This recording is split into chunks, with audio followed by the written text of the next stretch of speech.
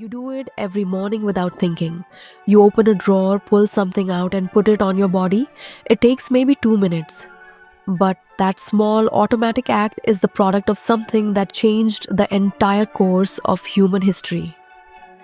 And the real reason it started has almost nothing to do with what you think.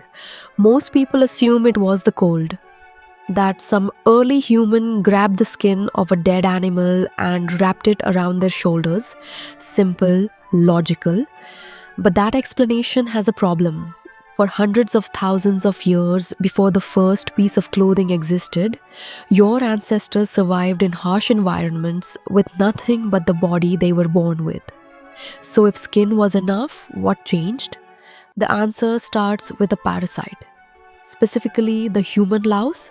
There are two kinds: the head louse, which lives in your hair, and the body louse, which lives in fabric, in clothing.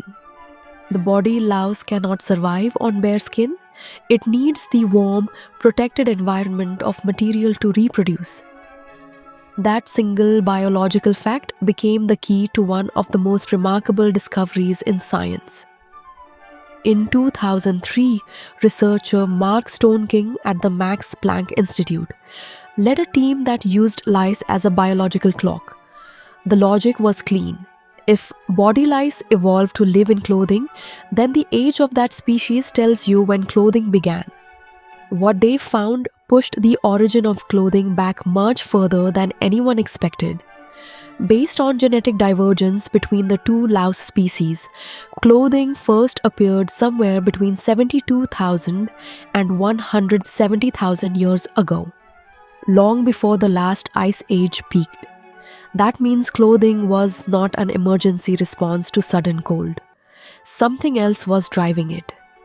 Consider what archaeologist Francesco De Rico documented across dozens of prehistoric sites. Body ornamentation appears in the archaeological record at the same time as early clothing evidence: pigment use, shell beads, objects deliberately made to be worn. These were not hunting tools, they were signals. The earliest known attempts by humans to say something about who they were. Clothing was not just warmth, it was the first wearable language. But the survival argument still stands. Anthropologist Ian Gilligan at the University of Sydney found that while clothing may have begun for social reasons, it became functionally critical during periods of intense climate stress. The humans who had already developed clothing culture had an enormous advantage: not just warmth, carrying capacity. A garment frees your hands.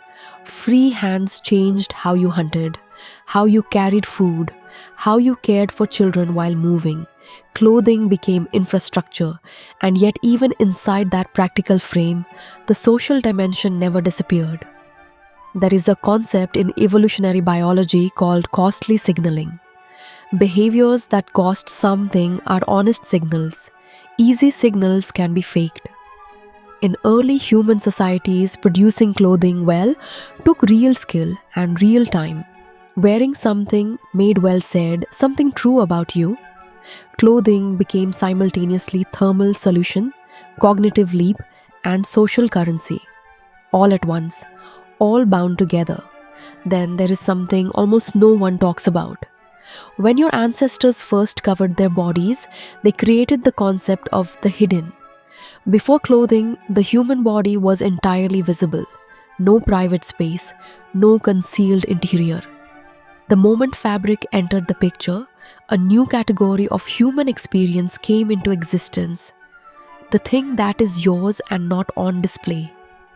Research by Adam Galinsky at Columbia Business School on what he calls enclothed cognition shows that what you wear does not just signal who you are to others, it changes how you think.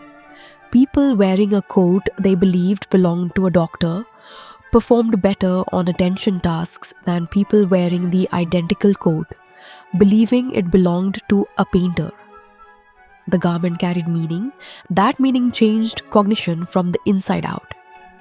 Your ancestors discovered this more than 100,000 years ago. Clothing has never been neutral. In every culture ever documented, What you wore told others where you stood. Sumptuary laws governing who was allowed to wear what existed in ancient China, Rome, medieval Europe, feudal Japan. Rulers understood that clothing is power made visible. You live inside that legacy every single day.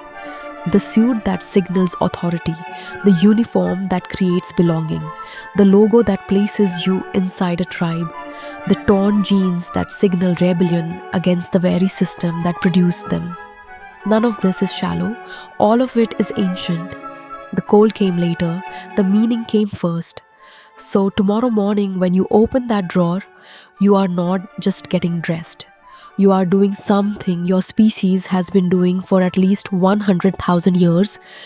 You are making a choice about who you are in the world. The oldest conversation humans have ever had. No words, entirely on the surface, and always in the end about something far deeper than keeping warm.